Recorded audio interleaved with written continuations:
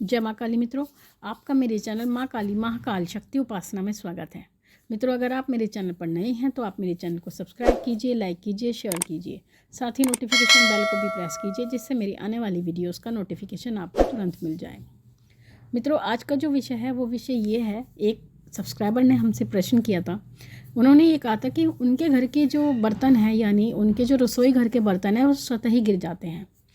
उनके घर में ना तो कोई चूहा होता है, ना ही कोई ऐसा जानवर होता है कि कोई बर्तनों को गिरा सके, और भारी भारी बर्तन उनके रसोई घर में से अचानक से गिर जाते हैं, जिसका कारण वो कभी पता नहीं कर पाते। तो उन्होंने यही जान करके हमसे ये प्रश्न किया था कि आप हमें इस बात का उत्तर दें कि हमारे रसोई के घर के बर्तन जो हैं वो अचानक से क्यों गिर जाते हैं, और ये अधिकांशतः रात के समय होता है।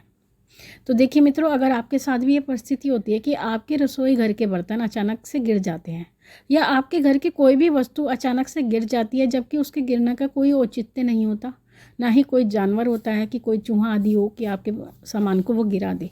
तो अगर आपके यहाँ ऐसा होता है और बार बार होता है और रात के समय ज़्यादा होता है, तो ऐसी परिस्थिति में इसका अर्थ ये होता है कि आपके घर में कहीं ना कहीं नकारात्मक ऊर्जा का वास है।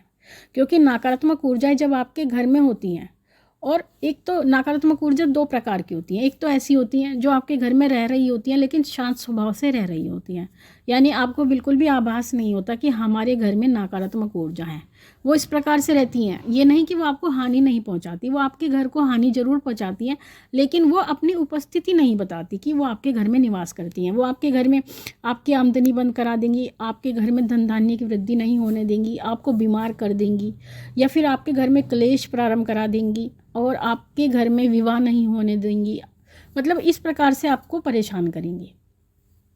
लेकिन कुछ नकारात्मक ऊर्जा इस प्रकार की होती हैं जो उग्र होती हैं, यानी जो गुस्से वाली आत्माएं होती हैं, प्रेत होते हैं। तो वो क्या करते हैं, वो आपके घर में उत्पात पहुंचाते हैं। तो ऐसी परिस्थिति में वो क्या करते हैं, आपके घर में जो भी सामान होता है उसको गिरा देते हैं, या आपके घर के बर्तन गिरा देंगे, रसोई घर के बर्तन गिरा देंगे, या फिर कोई सामान रखा है उसको गिरा देंगे, कुर्सी फेंक देंगे, मेज सरका देंगे, कुछ भी कर सकते हैं। तो वो क्या करते हैं, वो अपनी उपस्थिति बताते हैं कि वो आपके घर में रहते हैं। तो ऐसी परिस्थिति में आप लोग डर जाते हैं, भय के कारण परेशान रहते हैं, जबकि वास्तविकता यही होती है। लेकिन एक सामान्य व्यक्ति इसका कारण नहीं जान सकता, क्योंकि उसके पास कुछ ऐसा नहीं होता, कोई सिद्धि नहीं होती, कोई शक्ति नहीं होती।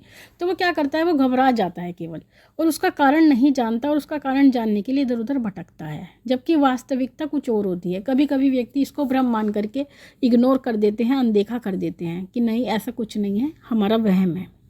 कई बार ऐसा भी होता है कि आपको ऐसा प्रतीत होता है जब आप बैठे होते हैं कि आपके सामने से कोई गुजरा है, या आपको कभी कभी हल्का सा परछाई जैसा दिखाई देता है। तब आप क्या सोचते हैं कि नहीं नहीं, हमारा ये वहम है, ऐसा संभव नहीं है। जबकि ऐसा संभव होता है, क्योंकि जो प्रेत आत्माएं होती हैं या नकारात्मक ऊर्जाएं होती हैं, वो आपके आसपास घूमती रहती हैं, और आपके ऊपर उनकी दृष्टि सदैव बनी रहती है।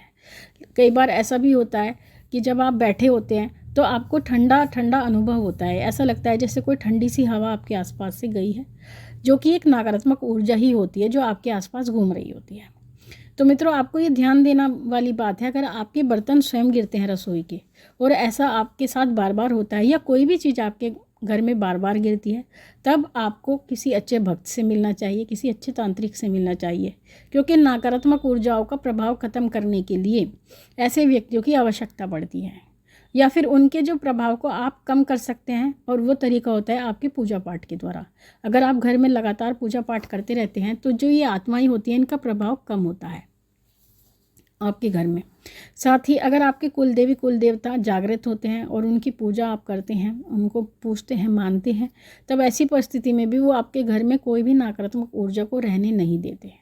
और अगर आप उनको मानते हैं तो वो आपके घर में किसी भी प्रकार की नकारात्मक ऊर्जा को प्रवेश करने नहीं देते हैं।